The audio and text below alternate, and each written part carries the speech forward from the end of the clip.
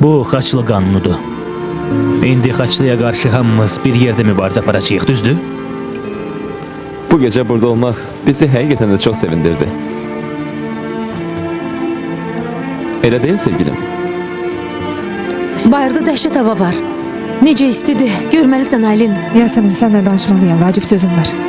İşin kurtaranda görüşerik. Daha böyük olmalıyam ki, ona çatmağım üçün heç bir mani olmasın. İndi çıkılmaz vəziyyətə düşmüşəm. Neyniyəcəyimi bilmirəm. Heç nəyi olmayan qaraçı qızı kimi.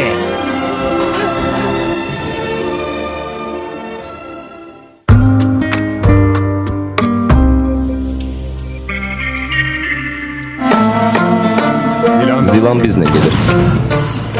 Aysa xanım, qonağınız gəlir. Buyurun Fərhad bəy. Kız az qala ərə gedəcəkmiş. Bizim de haberimiz yok. Adam sorursa diyersen ki özleri gelmek istemedi yaşı. Bu eve kimin gelip kimin gelmeyeceğine ben karar vereceğim. Azar bəs değilmiş kimi. Hele yanlarında da o ölen oğlanın əkiz tayını da getiriblər. Niye erini öz evine getirmedi? Biz hepimizi biliriz Resul. Ne dedin? Eğer narahat olacağı bir insan varsa o gitsin. Rahatlığını başka yerde aktarsın. Bugün hər şey sona çatacaq.